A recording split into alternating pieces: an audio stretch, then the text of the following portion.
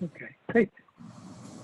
So welcome everybody. My name is Daniel Stein, one of the co-founders of Stewards of Change and the National Interoperability Collaborative. And welcome to our Friday Let's Get Technical call.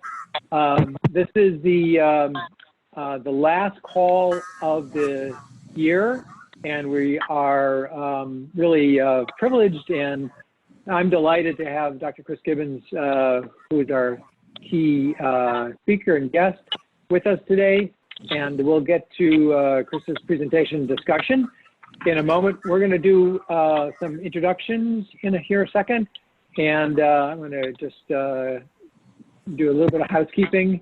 What I think I'll do here, because there's a little bit of background noise, I'm going to mute everybody, and then Chris, I'm going to unmute you as well, and you can unmute yourselves individually if you so choose. But that way we just get rid of the background noise. And I don't think I mute myself when I do this. If I do, I'll unmute myself. Okay. Well, okay, everybody's muted. I presume you can hear me. Yeah, I'm good here. So Sundays, you can hear me, right?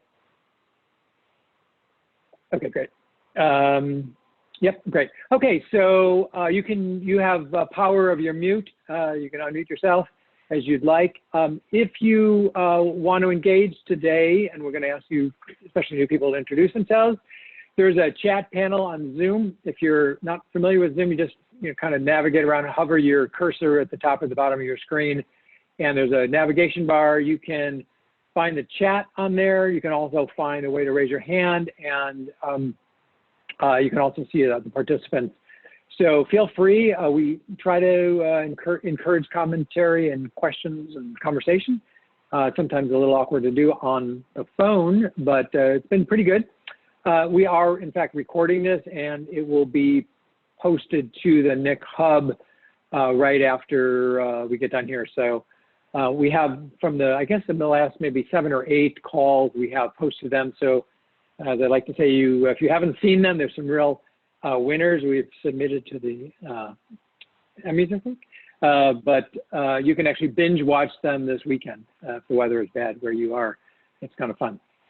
So 2 slides. So our agenda today is we're just going to do some introductions. I'm going to do the compensatory 1-slide overview of NIC for people who are new to the call. Because every week we keep getting a lot of repeat folks, and also some new people come on and like to do that introduction. Then we're going to just move right into Chris's presentation about what do smart cities have to do with interoperability. Good question. Well, we'll get to that in just a minute. So the way we've been doing these introductions is by asking people who are either new to the call or haven't been here a while, or just feel like you want to say hello, type into your chat box your name, and I will call on you. And you get to say who you are, where you work, or what you're involved with. Just to give us a sense of who is on the call. It's really wonderful to do that. And sometimes you have to double unmute yourself. So do we have a first volunteer or victim, I would say, new to the call, wants to say hello? There you go. Janaya, let me see. Can we hear you? Hello. Hello. Great. Welcome. Thanks for going first. Yes, my name is Janaya. I am a business analyst at Deloitte, and I am interested in smart cities, so I'm just here to learn more about it. Excellent. Great. Deborah, welcome. Thank you. Hi, good morning. Deborah Zides from the MITRE Corporation out of Boston, Massachusetts area, and similarly involved on the Department of Defense side of the house and bases and looking at dual use technology. Very interested in what's going on in the civilian world, smart city, and opportunities to leverage that on installations. Thank you. Wonderful. Great. Welcome. Sarah Hertz. Hi, everyone. This is Sarah from the School of Public Policy in Calgary, and I'm the coordinator for the urban policy program here. So just here to learn a little bit more about some of the urban issues you're working on. Excellent. Great. Thank you. I think I just unmuted everyone, so just be aware of that. Hey, Simone from San Francisco, welcome. How are you? Say hello. I'm good. What you up to? Hi. Thanks for having me today. Like others, I'm joining really to listen and learn. What are you doing in San Francisco these days? I'm still with the Our Children, Our Families Council. Just for some background, it's a collective impact initiative charged with aligning our school district systems, our city systems, and our community kind of nonprofit sector. And so data sharing is kind of on a big thing on our to-do list that we haven't accomplished yet. And so trying to, we are always interested in what experts are doing and talking about. Thanks. Just truth in advertising here, as they say. So we worked with Simone and team in San Francisco a couple of years ago on that. It's a really exciting vision for really interoperability. So I think today's call will be, and the information will be really relevant here.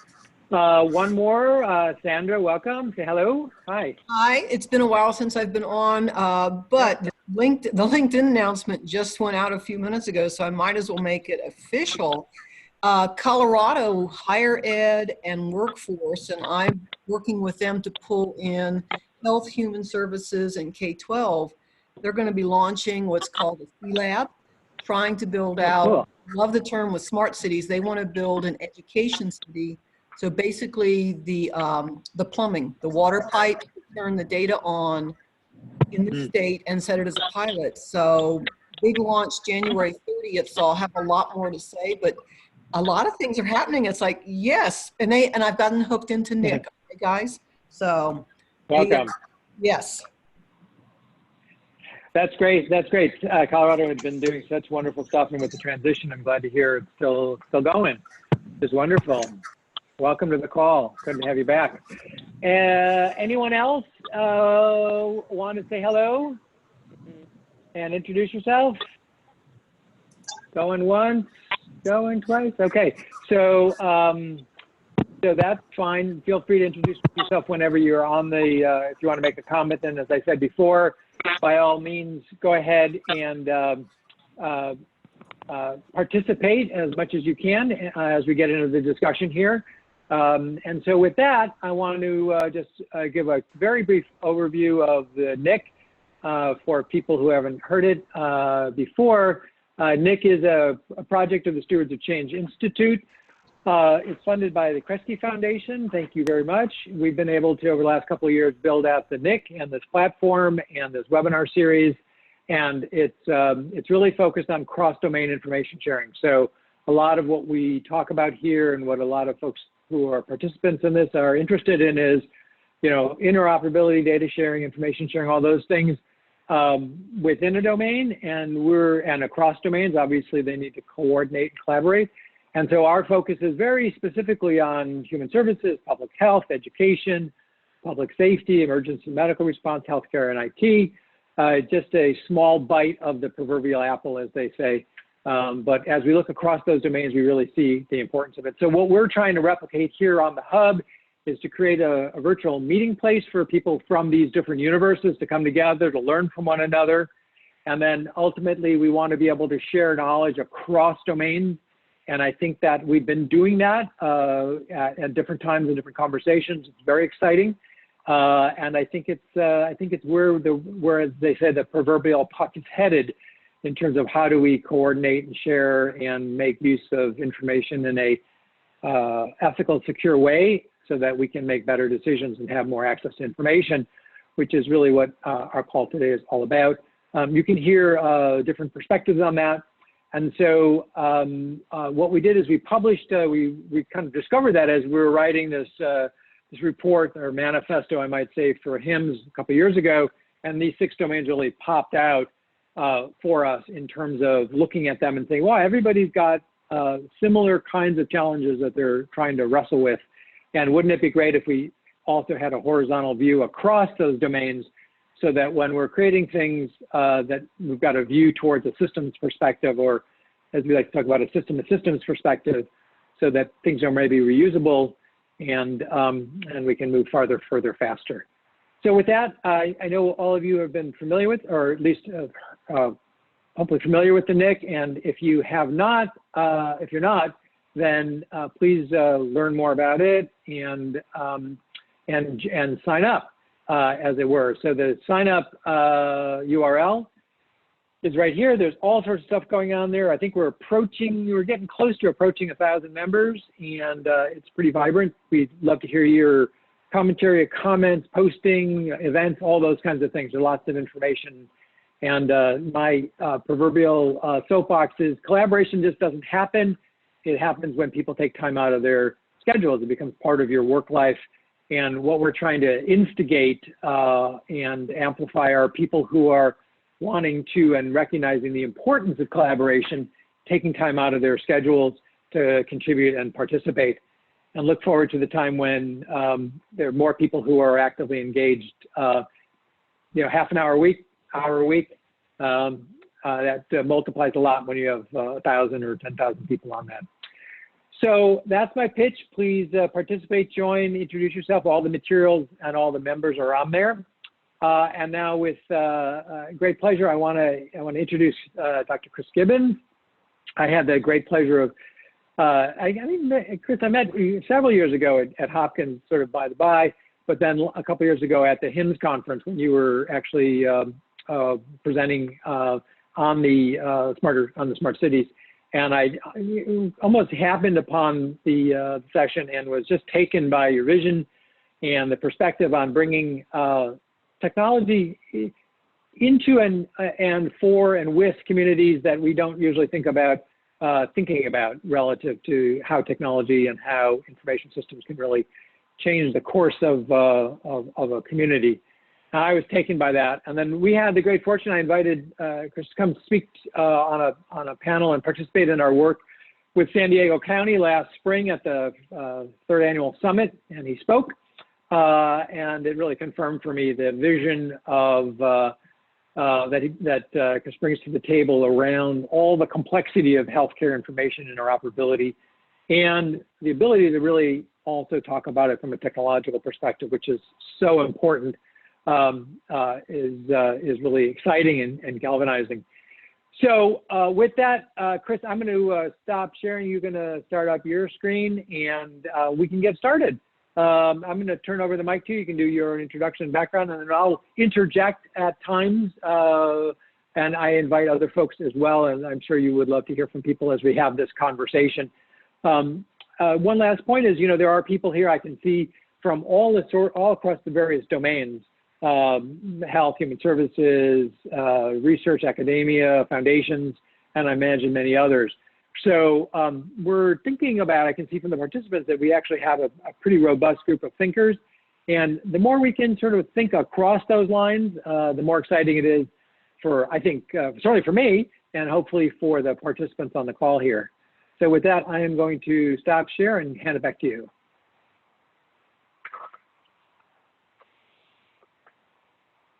And let the magic take over.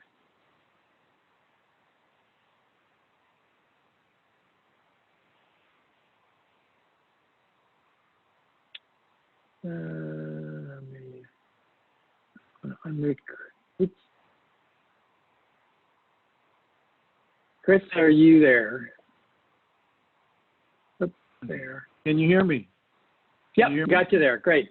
All yep. right, now let me try to get my screen up here, and here we go. There we go, and there we go. Great, we should be there. 1 second, it's not, there we go. There you go. Is it full screen for everybody now? Not yet, not yet. It's there we still go. the. All right. Excellent, welcome. Well, thank you Technology all. Technology at its finest. That's right. Thank you, Dan, for having me today. It's my pleasure. As Dan said, I've worked with him in the past, and amazing organization he has there. Today, I'm going to talk a little bit about smart cities and interoperability, probably from a perspective that you've not heard before, unless you've heard me speak. I'd be very interested in hearing your thoughts, pro and con, so feel free to to interject, ask questions at any time that you like. We'll try to leave some time at the end so that we can have a free-flowing way of doing that. Dan, if you would help me and just follow the questions, and if there's a good one, just break in rather than having me try to look at questions and do the slides and do everything like that. Okay. All right. And so with that, why don't we get going? So today, you know, when most people within the healthcare sector, and I'll say I'll be focusing on healthcare health today, but these things apply to education and all the other domains that people may be coming from that are on this call today. But within the healthcare sector, most people who are in the sector, now I'm not talking about technology companies on the outside that are trying to come in, but most traditional healthcare folk, when they're talking about healthcare interoperability, they have something pretty specific in mind. They're really talking about data as it relates to the practice of medicine and how we need to get that data to flow from where it is residing to where it needs to be, so the docs and nurses and other healthcare professionals can do what they need to do. Tremendously important, absolutely important. And as we get that operability to happen faster and better, it will really change what healthcare practitioners are able to do. But the work that I do, I am a physician, but in addition to that, I've been looking at this from a number of angles over the last 20 years while I was on faculty at Johns Hopkins and now in this current role. And I believe there are at least two other ways that we need to, those of us in healthcare, need to think about healthcare interoperability, which are related but distinctly different. The second way is really the organization and delivery of healthcare aside from what doctors do, and nurses. So in the future, depending on how things go, how you get healthcare, where you get it, who's delivering it, all those kinds of things are going to change, even if you don't change at all what a healthcare professional does. And that, as we look at this picture, and we'll try to paint that picture for you today, actually might have a bigger impact on healthcare than changes in the practice of medicine from data interoperability there. And then one more is the patient experience. I won't talk too much about that today, but it'll come out a little bit. But the bottom line is there are at least two other areas in addition to the practice of medicine that I think are absolutely critical to understand and make interoperable so that we can all get to the future that we are all desiring to. So let me start at some place that's a little, what you might think is off the mark, and ask a question. Do we still need hospitals in America? If you were to answer that, how would you answer that? I'll give you a few seconds. Do we still need hospitals? Any answers? Yeah. People are saying yes, pretty much. I don't have the chat box in front of me, so I can't actually. Okay, well, people can chat. People, if you disagree with that, go ahead and chat. Say no. Just put it in your chat box. Yeah. If you want to participate. So there was an article that came out in the British Medical Journal a few years ago. And for those of you who don't know, the British Medical Journal is one of the top medical journals in the world. It's related as one of the top medical journals. And so these are high-level, healthcare folk, doctors, administrators, government people who write in this journal. And this is what they said, 2016. If observation takes place in the community with specialist services accessed digitally and remotely, doesn't the hospital become more like a university campus where the growth in online learning now means students rarely, if ever, need to set foot inside a classroom? This is one of the world's leading medical journals suggesting that we may not need hospitals. Not some backwoods kind of thing. Well, it doesn't end there. Let me ask you another question. Do hospitals still even make sense? Not do we need them, but do they make sense? Some of you might be scared to answer this because of the first question, but but there was another article in the New England Journal of Medicine, and some of you may know that's one of the top domestic or U.S. medical journals, again, written by very, very well-regarded deep thinkers in medicine in this country and around the world. This came up in 2017. and an article that says inpatient care is not what the typical consumer needs. Again, you couldn't conceive of this kind of thing years ago. Here's the top doctors in the country saying that most patients in this country do not need inpatient care. Couple more. Our hospitals then, because of the first two slides that I show, our hospitals becoming obsolete. And you might think you must say yes to this, but it was in the New York Times just last year, almost 2 years ago now. It says, while they may never completely go away, they will continue to shrink in number. And as you know, hospital closure rates are skyrocketing, particularly in rural areas, but it's also in urban areas. They will continue to shrink in number and importance. That is inevitable and good. So what is happening here? We have major thinkers within the healthcare sector saying things that couldn't even been thought of before. What is happening here? Well, it doesn't stop there. If hospitals are going away, where will all the care that needs to be provided be provided? People are still going to get sick. People are still going to need help. And who will be providing the needed care if they're not in hospitals? Anybody have any thoughts on that? There are some thoughts being voiced. Go ahead. People, okay. Good time to participate. There's a couple questions. What about are micro some health thoughts, workers? Did you say, I'm sorry, did you say community health workers? No, I said micro health workers out in the community, that relatively new concept that's out there that you can have with data interoperability. You have a community person who supports a number of people for basic healthcare, but all they do is collect the data via technology and send it into the experts, the doctors and the hospitals. Interesting. I am not familiar with that term. I'll look it up after we get off this call, but micro health workers, that sounds like an interesting concept. I've not heard of it before. Must be, seeing to me, I've heard it for a while. It's like, okay, must be newer, or I'm in a very interesting segment. Yeah. All right, good thought. Anybody else? Maybe one more? Hi, this is Walt Pastor. I just joined with WebShield, but it's an interesting concept. I think, I've been in healthcare for over a decade and a couple decades almost, and I would say that the trend that I'm seeing is a huge adoption of telemedicine. And so what they've realized is that remote care, a physician who's equipped with real-time data feeds and intelligence on that patient is actually less expensive than the patient coming into the hospital. And so a lot of hospital organizations are pursuing that. They're also pursuing outpatient clinics, which is very popular.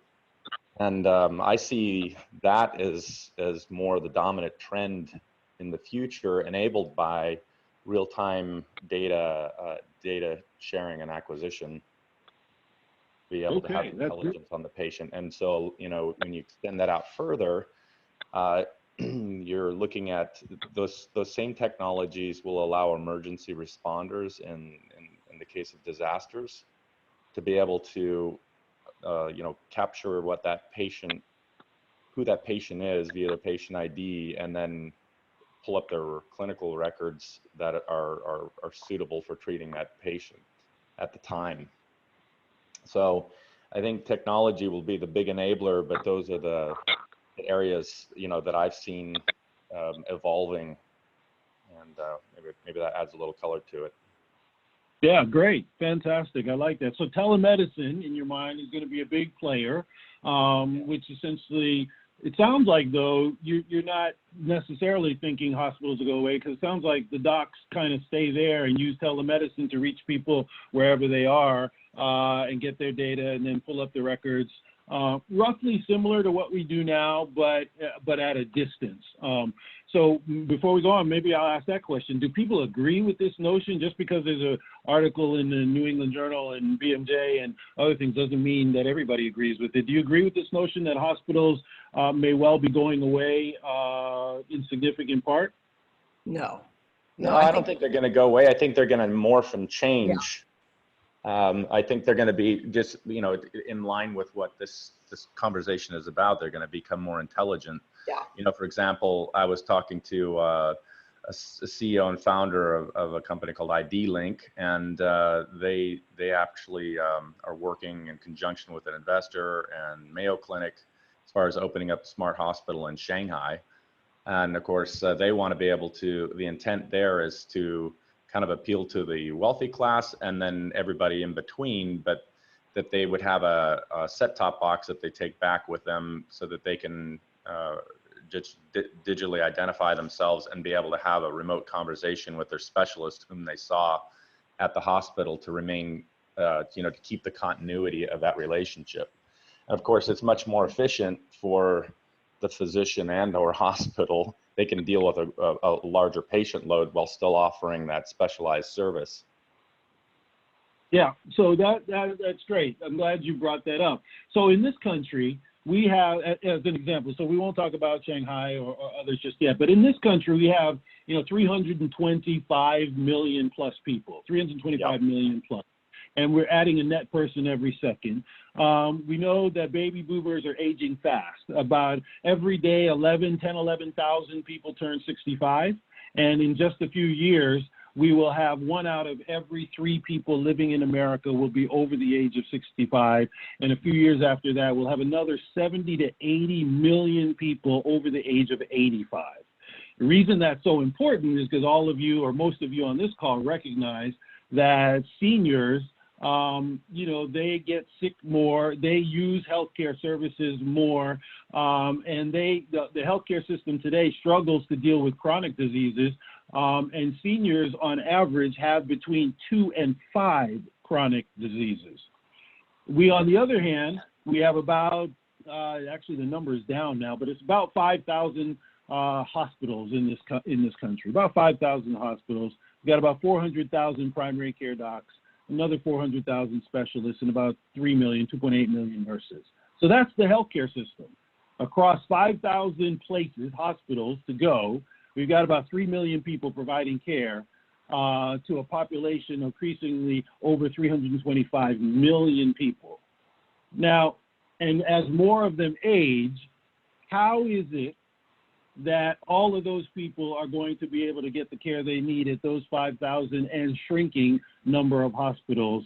For those of you who don't disagree, that don't agree with this idea that hospitals are going away, if they don't go away, how are they going to provide the care for all those people when they need it, not just when the office is open?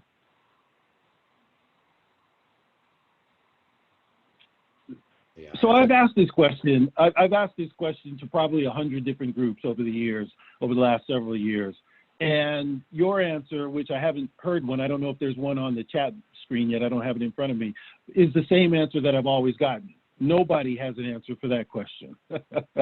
and so I follow that with, we're going to absolutely have to depend on technology more, much, much, much more, not just a little bit. And it's not going to be just reframing things for the existing hospitals, because the existing hospitals can't handle the current burden. And so now you're talking about a population where we have hundreds of millions of people who are going to have 2 to 5 chronic diseases, many more. There's no conceivable way that the hospitals that are existing today, and the number is shrinking, are going to be able to handle all the care that's going to be needed in just a few years ahead. And that's just what the numbers say. It's not whether I like it or that's my view. Those are actually the numbers of existence in existence today. And we can see that it's just physically not possible. We don't have enough providers to provide care for those people. We don't have enough spaces for them to go. If they need hospitalizations, there's not enough hospital beds for them to go to. That's just the reality. So then if we start with that reality, and that's sort of the reality that I've been working from, even though I'm in the system, I'm a healthcare provider, I'm thinking beyond that, because the numbers suggest that we have our heads in the sand if we continue to think we can just fine tune this around the edges and pay docs a little bit more and everything will be fixed. So where does that take you then? So let's look at this from a little more. I'll give you a few more in the public domain. Becker's Hospital Review, some of you may read it. In September 24th of this year, it came out with an article that said that Walmart unveils a plan to build a healthcare workforce. Walmart is going to build a healthcare workforce. Not Johns Hopkins, not Mayo, not Harvard, not whatever university you're talking about. It's Walmart that's going to build a healthcare workforce. Why in the world would they do that, and how in the world are they going to do it? Well, they're already offering seven bachelor's degrees and 2 career diplomas in health-related fields. They are partnering with universities, but this is for Walmart. It is costing $1 per day. You can get a full bachelor's degree for $365 a year for 4 years in a healthcare-related field. Right now, it's already up and running. They announced it on September 24th. But the big question is, why are they doing it? To fill future healthcare jobs across Walmart and Sam's Club. Across Walmart and Sam's Club, not your local hospital. We'll come back to this later. Give you a little bit more to think about. In Forbes magazine, same day, what I'm going to illustrate to you is September 24th, 2019 was probably the single most important day in the history of digital healthcare in this country, and most people in the healthcare sector didn't even know. And these articles will prove it to you. Forbes, same day, September 24th. Healthcare may eventually become a bigger business for Best Buy than selling electronics. Did you hear that? Healthcare for Best Buy might be a bigger business than selling electronics. How in the world is possible? Well, health monitoring services for seniors and other digital health initiatives could generate anywhere between $11 and $46 billion for Best Buy, which is more than what they make off of selling electronics. The thing to note here, this was done by a study by Morgan Stanley that was commissioned for them to do to understand their potential opportunities in this field. But the thing to understand here, this is not selling electronics to do healthcare. Best Buy is getting into the business of health monitoring services and other digital health initiatives. Let's keep going. Kansas City Business Journal, Humana and Walgreens expand their existing pilot of senior care centers, same day, September 24th. What does this mean? They now have 7 full-service primary care clinics for seniors over the age of 65, and 3 of them, they're going to put more, but 3 of them are located inside Walgreens. Mm-hmm. Full-service primary care is not little places where you stick your arm in the thing and get a blood pressure.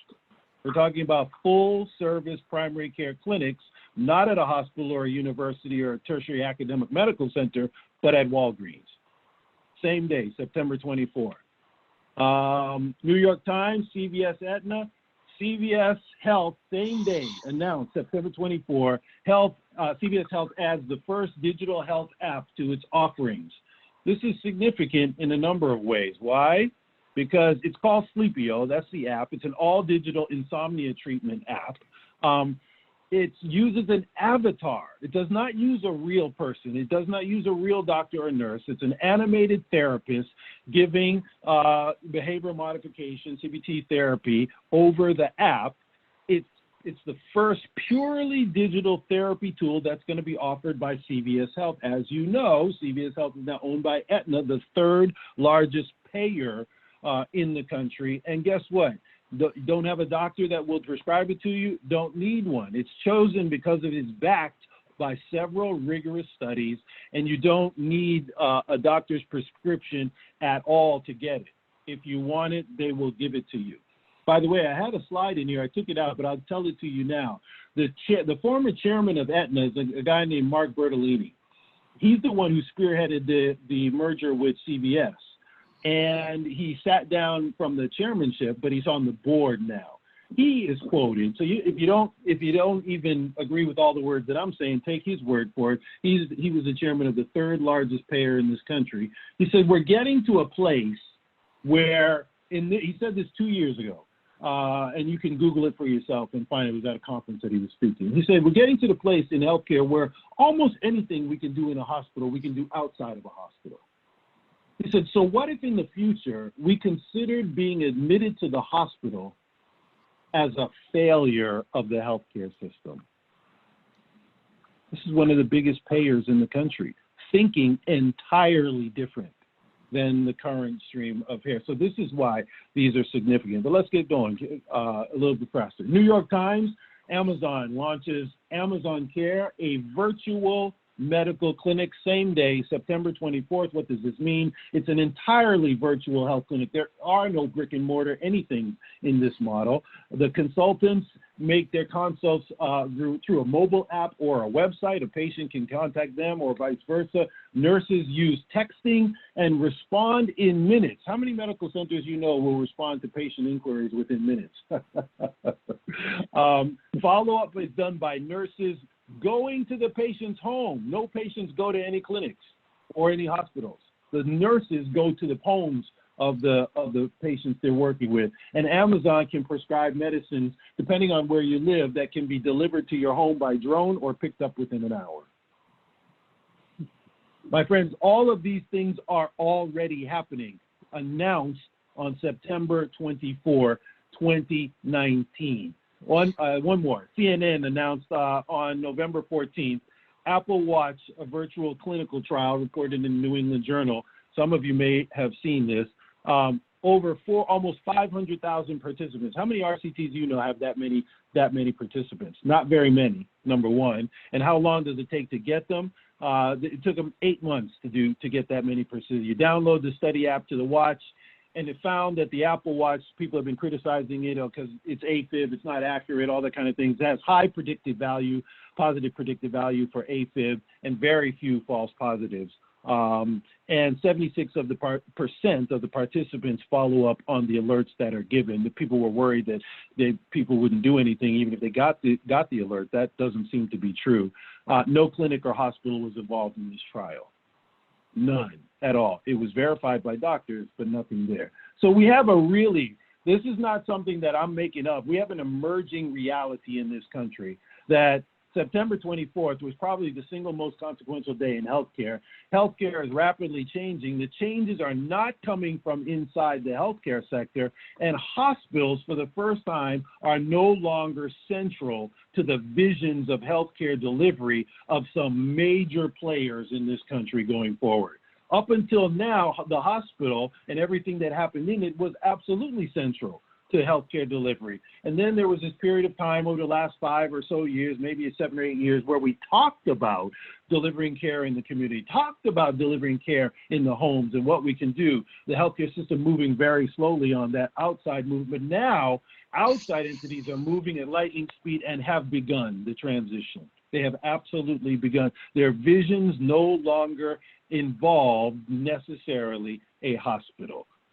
So this is what most of you think about when we talk about telemedicine. And this is a typical suite. I don't think I have to explain it to you. It shows a telemedicine hookup here. But let me challenge you just a little bit. Here are a number of pictures on the screen. And if I was in person with you, we would talk about them, but I'll just tell them to you for the sake of time. The one up in the top left-hand corner is a smart pill. That's a chip that's on top of it for illustration purposes. They're usually on the inside. But when you take this pill, it can then send the information about bioavailability, digestion, that you have taken it, compliance, adherence, to your app or to the doctor's EMR or anywhere you want it to be sent. Or if it hasn't been taken. It's one of the most difficult problems in the world, knowing when patients are taking their medicines or not. This is one attempt to try to fix that. The one in the middle is Amazon Alexa. I don't really have to explain that. A lot of people get that now. Amazon has 6 skills that are bona fide medical skills that are so-called HIPAA compliant. I'm not sure what it means in this context, but that's what they say. The one on the right hand at the top is the new colonoscopy. That's a pill with a camera in it. And they're already being prescribed here in the Washington, D.C. area and probably other places around the country. You go to your doctor's office, you swallow the pill. A couple of days later, you pass it in your stool, and as it's going through your system, it's snapping pictures and sending it off to your doctor and that's the new colonoscopy. The one in the middle there looks like a lady is actually, if some of you, your kids might know if you don't, looks like a movie star, Scarlett Johansson. That's actually a robot.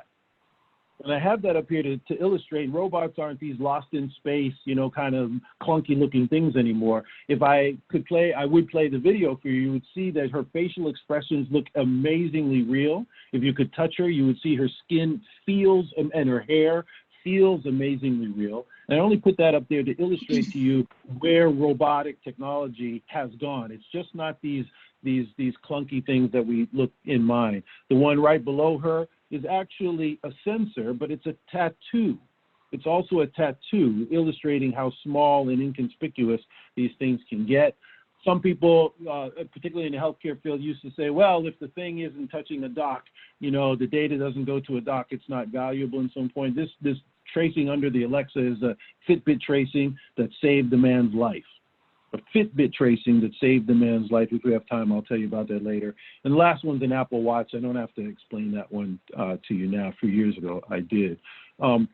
So let's keep going though. So this is another buy. Why do I have these two things on one? One is the emblem of the Veterans Affair, and then Walmart. Some of you may know that the Veterans VA has started a program, the From Anywhere to Anywhere program. They have a vision that they want to be able to deliver care from anywhere to anywhere, any VA member or their family member, no matter where they are.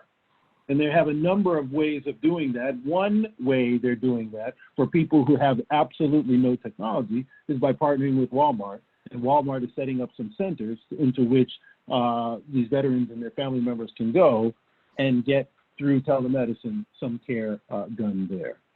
Again, no hospital involved. So what do all these things have in common? None are limited to the hospital. All of them rely on broadband networks, digital devices, and data to deliver health services. They are all emerging forms of telehealth and digital health. So that first panel is not the sum total of what telehealth really is. All of these things that I illustrated to you, and there are many more I could talk about, are all emerging forms of telehealth and digital health, and they all use data to deliver health services. And this is where we begin to have healthcare interoperability at scale. This is how we begin to think about beyond the hospital, beyond where the doctor is, where the nurse is. But we got to close the loop, finish it. Digital health. So a rough definition of digital health is using technology, data, and broadband to deliver health services. The thing we often forget within the healthcare sector is that these are not just clinical services, diagnostic, monitoring disease. They also could be public health services. They could also be social services can be delivered through digital health. Wellness services can be delivered through physical activity and performance services. Some of the people doing the most work in physical activity and performance services are Under Armour and Nike that are absolutely exploring and utilizing these areas. Our Olympic athletes are said to be so dominant these days because much of the clothing and of the wear is actually smart clothing and keying into digital health things. Decisions. Hey, Chris. Yes. Let me just break in for a second. This is fascinating, exciting. Two questions and you may be getting to these, so just we can move on. Yep. If you are. I'm intrigued because as you put up that slide, using technology to deliver health services, initially wasn't healthcare. I was interested to see that. Obviously one of the things we're particularly interested is, I totally get it relative to healthcare services, measurable stuff, seeing people doing stuff like that. The question is, when we start to talk about public health or social services, or where there is a relationship that's being developed between people in some instances or services that are delivered, I just want to put a pin in that for a second and think about that a bit, because it's, there's the whole issue of health or social services disparities. You can't provide services where there are no CBOs in a community. So I'm not sure how much you've thought about that or talked about that with folks, but that's an area of particular interest in terms of, can you create those kind of people-based relationships, deliver services and care in the same in the same basket sort of as digital health? Yeah, Let me that's a very good, put that out there. very good, yep, very good question. Have spent a tremendous amount of time thinking about it, and I'm actually going to end on that. I'm building sort of a foundation, and then the last few slides you'll begin to see it. But when I tie it into smart cities, and then at the end, that's exactly the last theme that we're going to build on. This is not just for the rich and famous and those who live in the smart or the good part of town. Okay. Another question? Yeah, I think you said 2. Well, earlier on, there was a question, and I think I interpreted it right, which was, so hospitals provide other services, right? I mean, how do you train and teach medical folks if there's no university-based hospitals? I'm not sure you're suggesting that, but there's that element of it. And then, surgery, is all surgery outpatient clinic? And where does that come into play? Or is there a system of triage? Yeah, good question. So let me just be clear. I'm not advocating, nor do I think anybody's saying that absolutely every hospital will go away. I don't think that's the case, number one. I do believe, and some of you may disagree with me on this, it's fine, that a huge number of them will. And partly because we have too many in certain places and not enough in other places. And I'll build this later, but we're going to have a bloodbath in hospital beds. And when I'm talking to a lot of hospital CEOs, they see it coming. They absolutely see it coming for a variety of reasons. But the question still remains, what's going to happen to spin-off things, medical education and other kinds of things. And I think those are very good questions that the medical education community has not yet begun thinking about.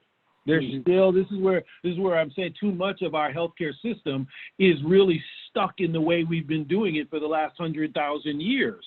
And not that that's bad, but things are changing. That's why I started this way, to not try to say, well, maybe they're changing. I gave you actual data showing things are changing right before your very eyes. And so, and the techs and people who are changing are not waiting for healthcare to get their act together. They're moving forward. So we are now in the position of having to catch up. I think medical education is a huge area that has to catch up. We focus largely and predominantly on molecular genomics, which is incredibly important, but there's a whole bunch of other stuff that we need to educate our kids about that we're just not doing now. And so I think that's a good question. I think there are ways to answer it, but in general, I would say medical education is not dealing with this at all. Cool. All right, let's quit going, and I'll try to speed it up. So we're good. We're good on time. We're good on time. Okay. So a couple concepts. You've heard of smart technologies, and smart is actually a marketing term now, but that's not the context really in which I use it. And even smart cities, there's no one definition. We'll get to that, but I want to help you understand what that really means to make sure everybody's on the same page.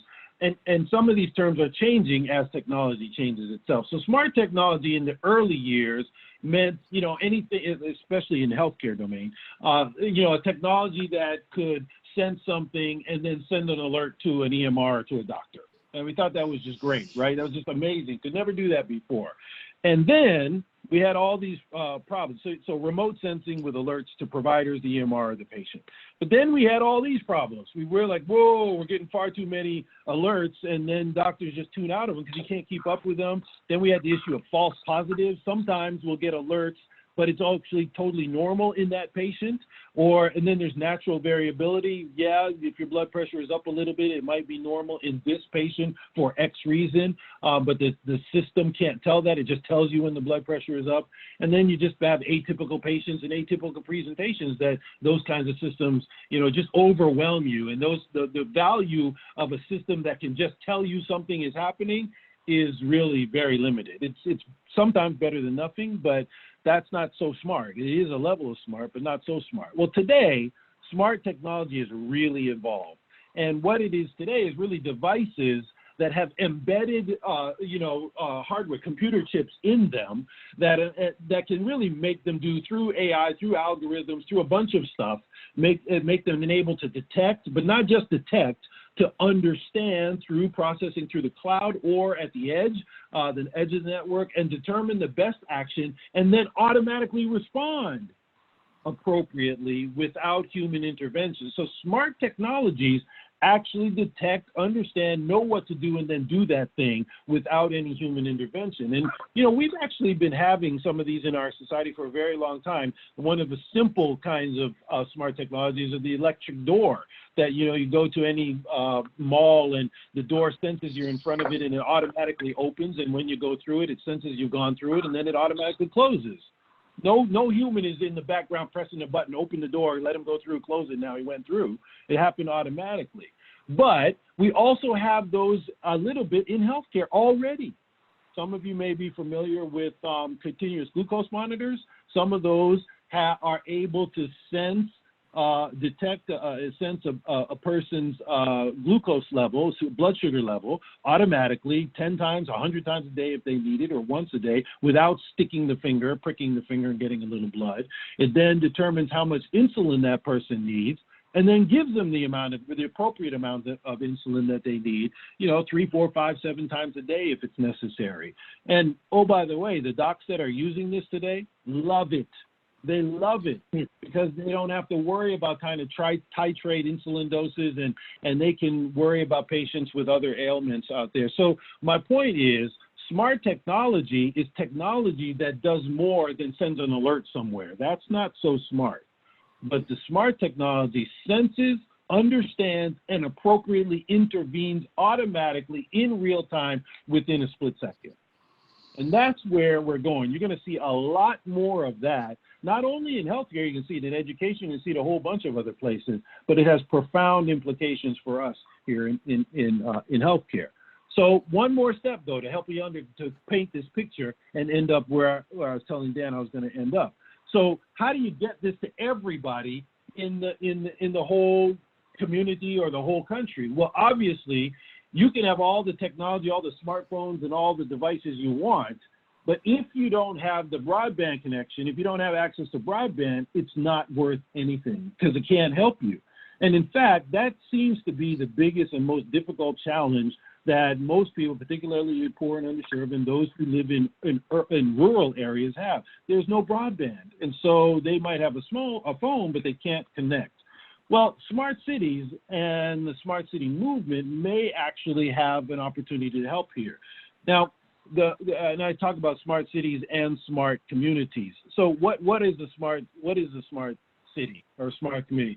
It's a city or a community that uses technology, data, AI, and broadband in real time to improve the quality of living for the residents in which they're there. The idea is that the region, the community, the city makes available broadband to everybody, to every place in that whole city. And if you do that, and there's money that can be federal money and other monies that can do this, but think about it. If you do that, if you ride on that, then you've actually just solved the most difficult problem to getting the services and needs to people underserved. Now you just have to figure out about how to get them on the service. And this is not just something that's happening in urban areas.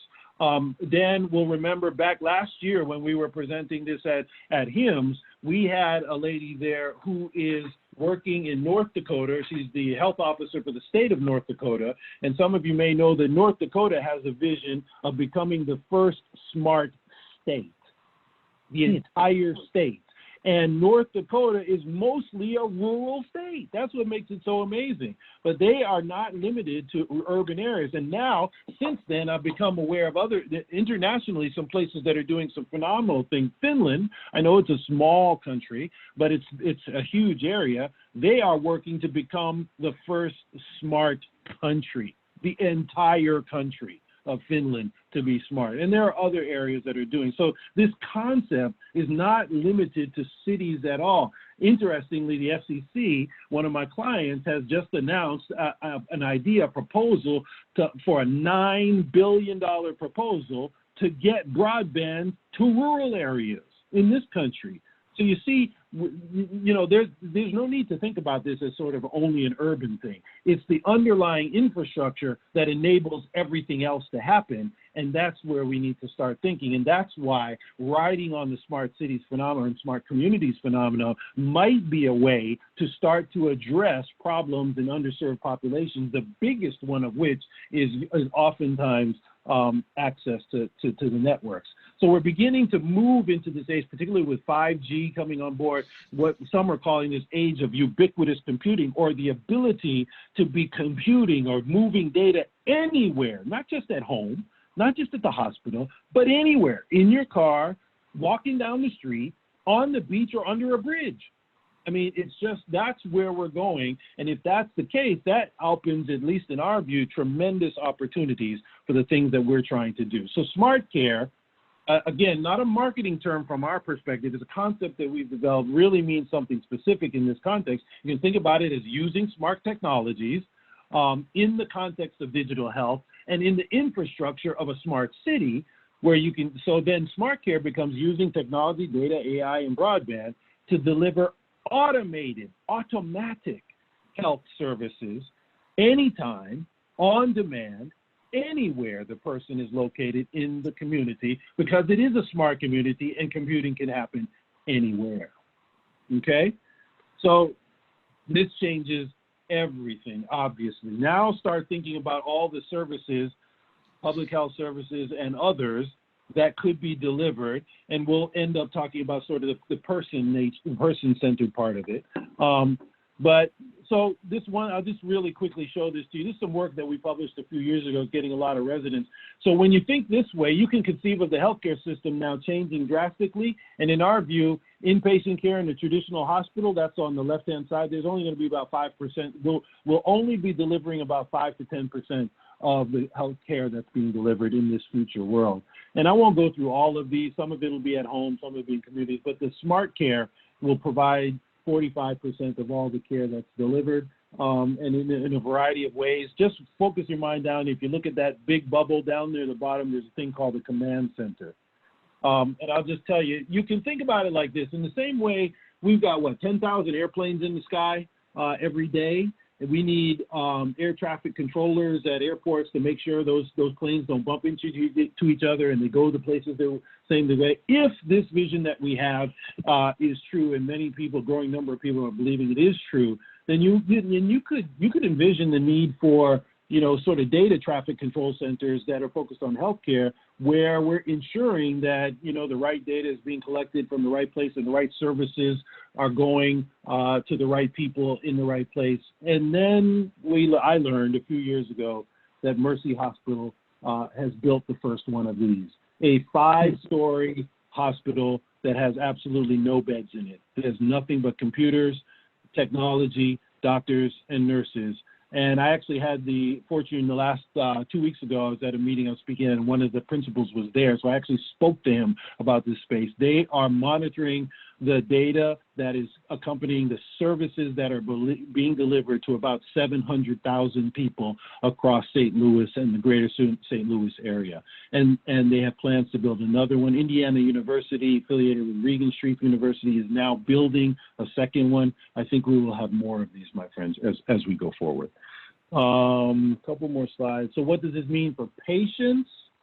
A number of things. Insurance companies will become health companies. I think we're understanding that already. Retail stores, pharmacies, post offices become health centers. I can talk about that later. Your TV and any other screen will become your doctor's office wherever you are.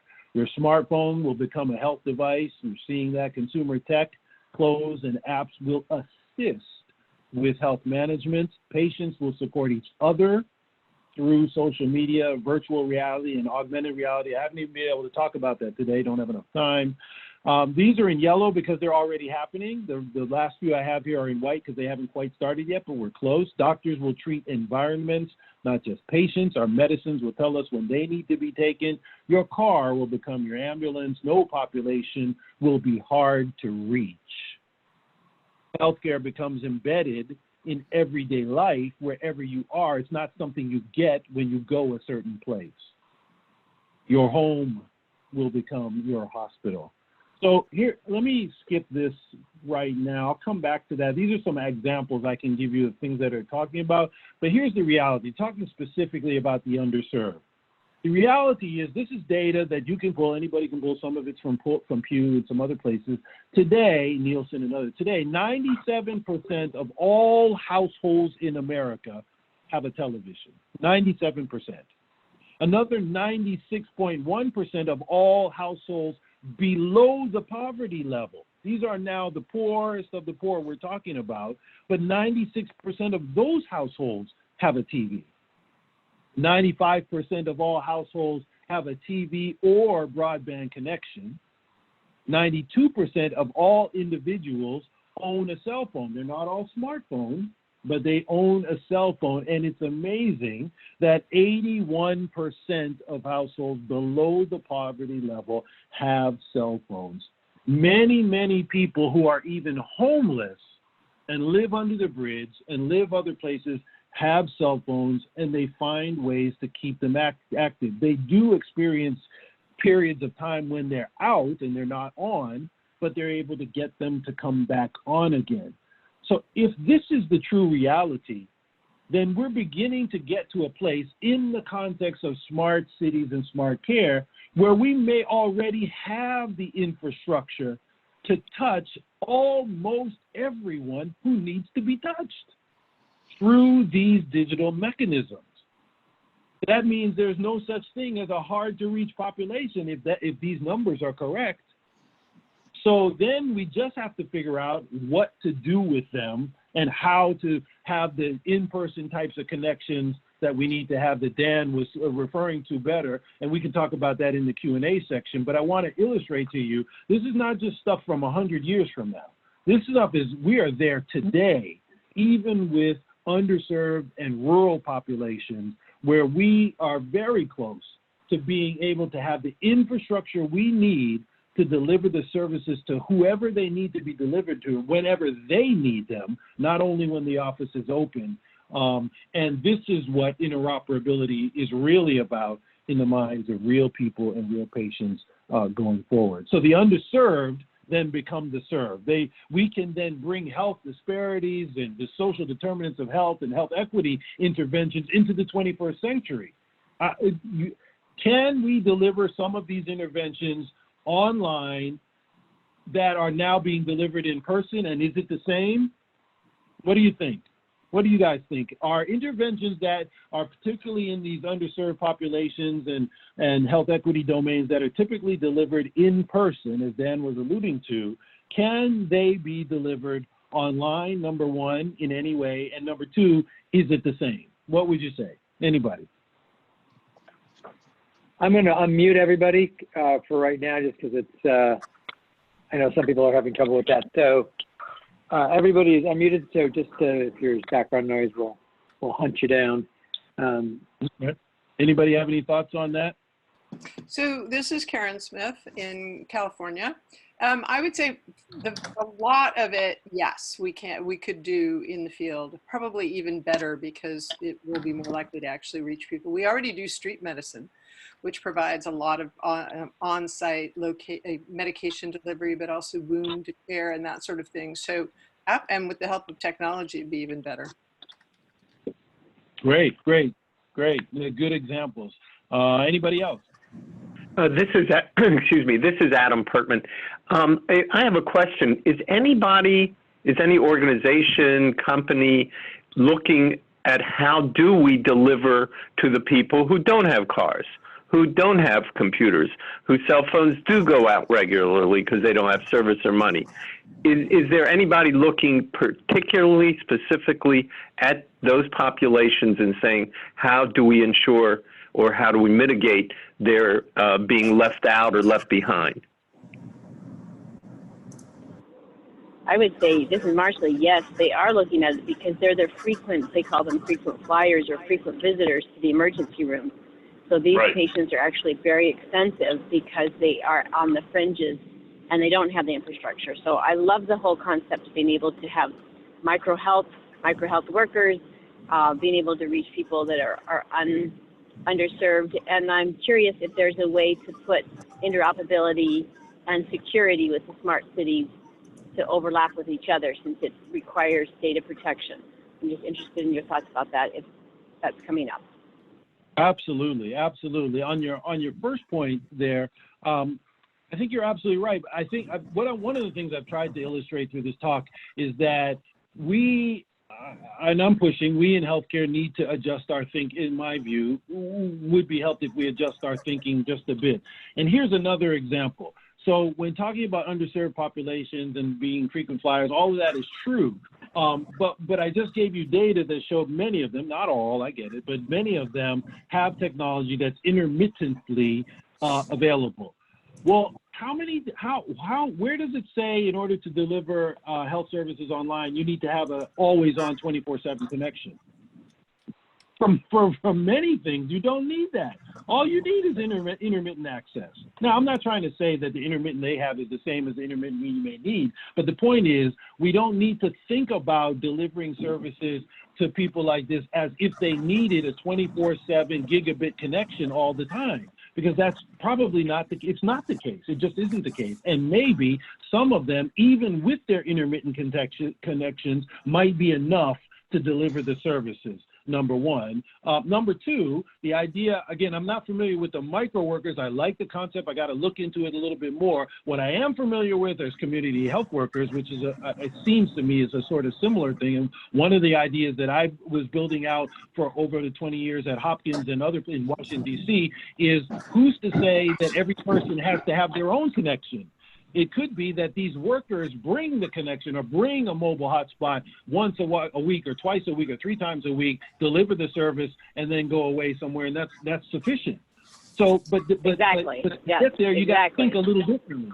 And that's what I'm saying. If we think a little differently, we can find ways, I believe, to bring the necessary services to the vast majority of even underserved populations. There will be some that are absolutely not connected in any way, but Pew has estimated that that's less than 5% of the population. And that's the entire population. That's not the 5% of the poor and underserved. So it's actually, on proportion-wise, a pretty small number. So that should give us hope who are interested in this population, that if we think differently and take advantage of some of the things, we might be able to accomplish some things in this space that we have never been able to accomplish before. So let me just finish up. I think this is the last slide. We can eliminate the problem of hard to reach population, deliver health and social supports at the point of need, wherever it is, and sustainable health and economic empowerment. I haven't even talked about that side of the coin. That's another day. I think that's the last slide. So thanks. Happy to take any questions for Con, and it's been a pleasure talking to you today. Thanks, Chris. Could you put the last slide back up again? Yeah, sure. I think that's very stimulating there for some parts of the conversation. I know I have a couple questions, but let me open it up to see if anyone has a reaction, response, thought, question. So I have a question. This is Rita. I was at an event earlier this week on that you might be familiar with. It's the Connected Health Initiative, and they discussed a lot about things with like regulatory barriers for doing like telemedicine and things that need to be changed and are being proposed in Congress. Do you see that as an issue or something that that would prevent some of these things from being realized or well, barriers? I have two answers to that. And the first answer is I framed this argument specifically with examples in the beginning that were already happening to get at this very point, because I knew it was coming. These things are happening in the current regulatory environment, but it's still going forward. It's still happening.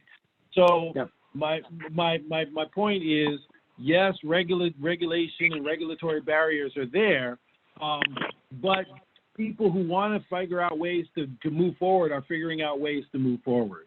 And I think that's the way we should think about it within our, not to say those things are not important, but when you allow yourself to get stuck there, it's usually tied to the former way of doing business. And the way, like that's why I started how healthcare has been delivered for the last 100,000 years. And what we're talking about is something entirely different. And so the regulations may or may not have the same impact. And we will also have to figure out some new ones. But so yes, that's real. I think there are some challenges there. We have to figure them out. but this is still moving forward even with those challenges in other ways as well. Hey, Chris, this is Dave Walsh.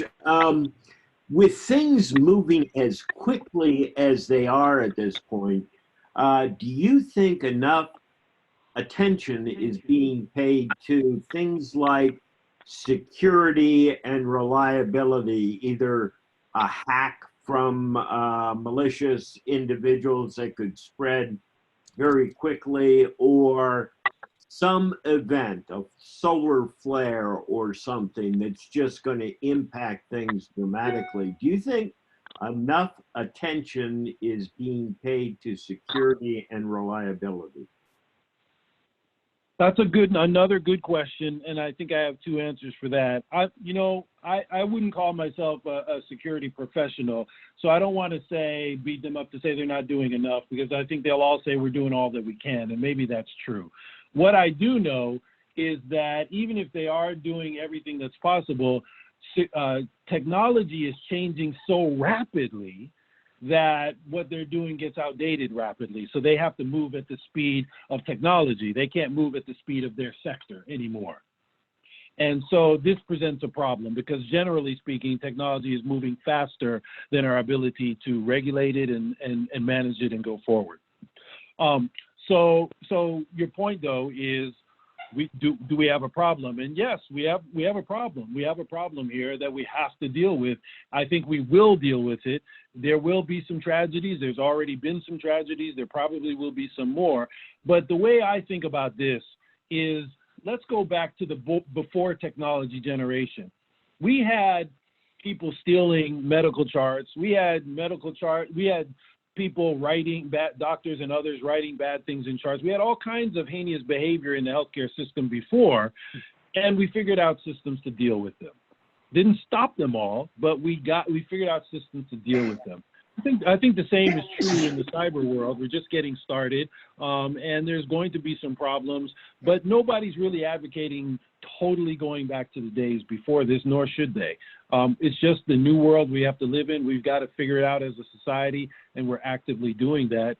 Unfortunately, there have been some tragedies. There'll probably be a few more, but we'll fix those and keep going forward.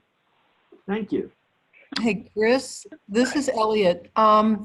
A group we don't often talk about, but you can shed some light on it. Hospitals are not the ones that are going to be building out this infrastructure and doing it. It's going to be nonprofits and corporations that'll build that infrastructure so that health can happen. Who are you seeing that's working on it? Is it the big guys like IBM, the phone companies? What are you starting to see? So that's another good question. It's interesting you say that. In the early days when I started talking about this stuff years ago, it's quite funny. I couldn't get any love, as they say, from many folk inside the healthcare system, hospital CEOs or anything. For whatever reason, they just weren't interested in hearing it 10 years ago. And so I started working with folk outside the healthcare system who were doing this or some version of this at that time. But now hospital CEOs are beating down my door, and they're not yet. I think you're right. They still haven't begun building per se, but they more than anybody else in the healthcare sector, I think, see the handwriting on the wall. Hospital lengths of stay have been going down for 20 years, and hospitals only make money when people are in their beds. And so they get it. And technology is only accelerating the decreased length of stay, as well as the not needing to go in the first place problem. And Right. So they have a much more acute problem on their hand that they have to figure out. Yeah, and they're going to have to hire somebody to build this for them. And that's right. Yeah. Who are those? I actually don't see, to be honest with you, what I see a lot of is the other big play. There's two phenomenons happening. So there are a lot of big players, and I don't want to name any firms because I'm not trying to talk about anybody. They're rushing forward with innovation, but they're focusing on doing what we already do and doing it a little better. And that's what I mean when we're talking about when we focus only on medical care. That's great. We got to improve what doctors do. But if we're still largely thinking about making it happen in hospitals or remote, even telemedicine is roughly doing the same thing, it's just doing it at a distance, then that's not the kind of innovation that's going to get us to this world that I'm talking about. And so many of the big players in the health space are not building out in this way because they don't see it yet, because they're focused, oh yeah, most hospitals will still be there and we'll still do it, and CMS is going to be the main payer and all that kind of stuff. I can see the day that CMS isn't the dominant payer anymore. If you take what Aetna says seriously, Mark Bertolini at Aetna and others, if you look at the work that Apple has done, and just with the Apple Watch, and I don't have any special love for Apple, it could be any other company, but they're a prototype that has done some work that a lot of people know. And look, up until Apple came out with that Apple Watch, well, the LiveCore was the first one, but let's just say Apple. From the dawn of the healthcare system until now, you couldn't get an EKG unless you were in the healthcare system. They put the 12 leads on you. The tech ran the thing. They then sent it off to the doc. He interpreted it, and then they billed Medicare, Medicaid, whoever, and got some money. The techs got some. Today, millions of people have the ability to get a similar, an FDA-approved EKG, and Apple is getting paid, and CMS is not involved at all. Yeah. At all. And so this is what new technology can enable new business models. More of that's going to happen. So it's a good point. They're not building. I'm talking to builders now. I'm talking to commercial and residential builders who are interested in this, that don't have any special tie to the healthcare system, but see it as an opportunity. I'm also talking to some hospital systems and some tech companies too. So we'll see who's going to take the lead. But I don't actually. I think you're right. Some nonprofits are already doing it. New York is doing some work. Down in Florida, they're doing some of this work, but they're not yet embracing the technology side of it. They're building health villages or health communities as some of like Lake Nona in Florida and others. But the opportunity is to build on that with technology to go even farther. Okay. So, Chris, I think one of the things I'd love to continue the conversation maybe at HIMSS at the next year is, it's a great vision. It's an incredible way of really transforming the health and hopefully the human services system.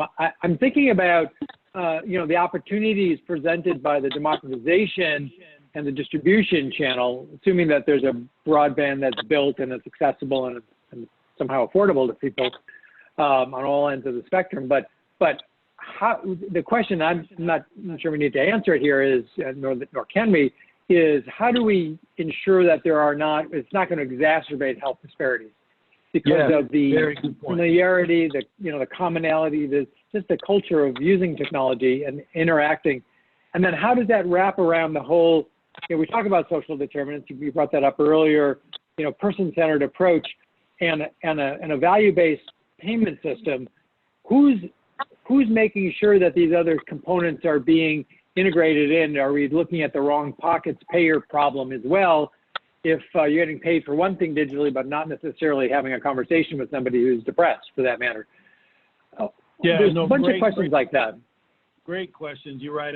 I could talk forever about it. I won't answer them because they'll take some time unless you want me to. But these are all things that we have to think about. The one thing I will say is I often in the past would start these kind of talks, especially when I'm focusing on disparity populations, by saying, while I definitely believe there's tremendous potential for us to address these problems, if we don't get it right, these same systems will make disparities and those kind of problems worse, fast. Yeah. And so it's incumbent upon us to get it right, but they can certainly make it worse. That's right. Well, I want to thank you for enlightening us here a little bit, and I would, of course, extend an invitation to come back to this group as people have a chance to sort of digest what your thinking is. And as we look at other kinds of approaches and models and the acceleration of change in this field across the domains we talked about, and keep you involved in the conversation. I know that we'll be doing that hopefully through the HIMSS world and some other things that may be coming up over time. And I invite you to also, post on our next site with your latest thinking and articles and publications, and be willing to respond to folks' questions and things like that. So again, thanks for making the time today. And just a couple of notes. I don't need to change screens here, so don't worry about that. is what's coming up. So as I said earlier, this is our last Let's Get Technical of the year. We are planning on starting back up again on April, it was the 13th or 17th, I can't remember. The second or third Friday into January. There's no doubt if you're on our mailing list, you'll see it ad nauseum perhaps on people. We'll see it too many times, but more better to communicate a lot. Oh, thank you. It is the 17th. And we already have about, we have about 6 or 7 presentations scheduled for January, February, March. Some very interesting work regarding social determinants that Karen Smith, who's on the phone with us here, will be leading some of those conversations. And a variety of other really interesting and exciting things, and not the least of which is our proof of concept, which Dave Walsh, who you heard from before, will be leading, and will be interspersing periodically with this group here. There's a group that's, Dave, if you're still on, maybe I'll give you just a few minutes just to do a quick overview. We only have a few left before the end of the call here, but just to give a headline for folks on where we're at on the proof of concept and the short-term kind of view of what's happening. You here with us, Dave? Yeah, I am, and Hey, Dave. the game plan right now is we're having a meeting next Wednesday at 3:30. We'll be sending out the invite in about an hour or two for people who have expressed an interest in doing that. We've got representatives from certainly health, but also human services as well. And our goal is to identify an approach and some frameworks where these complex solutions can be built more easily as we go forward. So my email address is dwalsh@mitattack.org.